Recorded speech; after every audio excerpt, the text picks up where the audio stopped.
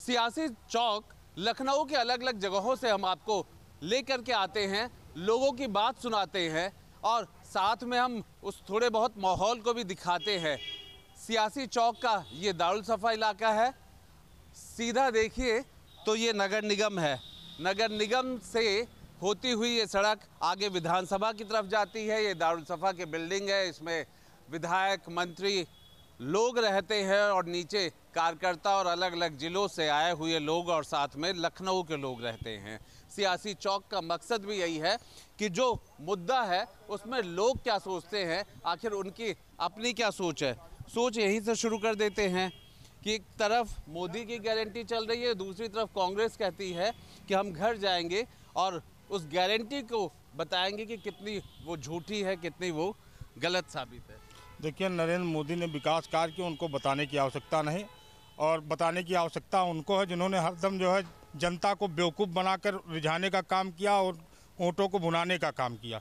49 सालों तक राज किया। और मैं तो एक बात बता रहा हूँ, central reserve BJP village force, ध्यान है, सेंट्रल रिजर्व केंद्र रिजर्व, जो भाजपा की विलेज गाँव में जो फोर्स बैठी है सेना, समझे, वो आपको दिखाएगी और वही यही करेंगे। एटीएम है, राहुल होंगे इटली बैक, समझे, इटली बैक जाने की तैयारी समझो, एक जनता ने ठान लिया इनको फिर इटली ही भेजना है, तो तैयारी बना लें।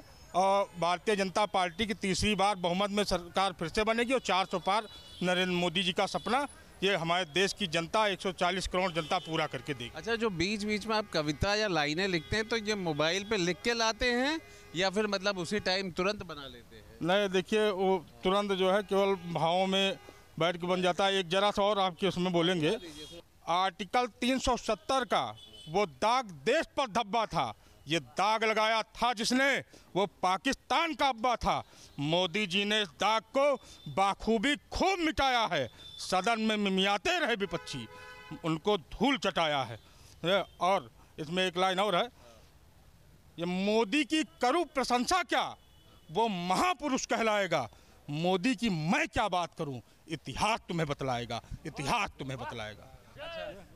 यहाँ पे तालियां भी हो रही है, वाह वाह भी हो रहा है। लेकिन भाई राय साहब, तो हम तो आपसे थोड़ा पहले के भी परिचित है, आप ही जवाब दीजिए। थोड़ा मामला जो है उन्होंने गंभीर किया। देखिए, सबसे बड़ी बात है कि हमारे भाई ने कहा कि मोदी जी महापुरुष हैं, मोदी जी विश्वगुरु हैं, मोदी जी ने ही सब रचना रचा है, मोदी जी ने भारत का विश्वकर्मा है। मैं एकदम अक्षर से इनके भावना का समादर करते हुए इनके बातों पर मोहर लगाता हूँ। अब हम आगे बढ़ जाए, बस 1 मिनट साहब, 1 मिनट मैं समय आपका लूँगा। ले लीजिए। ये वो लोग हैं जिनका एक सांप्रदायिक आग में देश की अखंडता को, देश के सद्भाव को, देश के मिल्लत को, देश के आचार संहिता को और देश के संविधान को ये निरंतर तार तार करते हैं। तो अब आह्वान करते हैं आपके इस चैनल पर कि फासिस्टों की बनाई हुई दीवार को, कुछ कविता के ही उसमें बता दीजिए। दीवार नफरत का मिलकर गिरा दीजिए, एक मोहब्बत का रोशन समा कीजिए। होलियां खून की अब बहुत हो चुकी है, जरूरत दिलों को मिला दीजिए। जाति मजहब मुबारक न होंगे खुदा, सिर्फ इंसा को इंसा बना दीजिए। देश की आबरू आपके हाथ है, डूबा दीजिए या बचा लीजिए। बहुत बढ़िया। ऐसे जवाब होंगे तो जनता के जवाब सुनने का और आनंद आएगा। गुप्ता जी, इस चीज़ के बीच में आम जनता के रूप में आप क्या कहेंगे? एक तरफ मोदी जी की गारंटी चलती है तो दूसरी तरफ राहुल जी की यात्रा चलती है। कांग्रेस जो है इस बात को कि क्या गारंटी सही है, ऐसे लेकर के लोगों के पास जाना, इस तरह का अभियान करती है। आखिर आप लोगों के मन में क्या है? कुल मिलाकर के मोदी जी का कोई विकल्प नहीं है। विपक्ष में जितने लोग हैं, मोदी जी की बराबरी में कोई खरा नहीं उतरता है।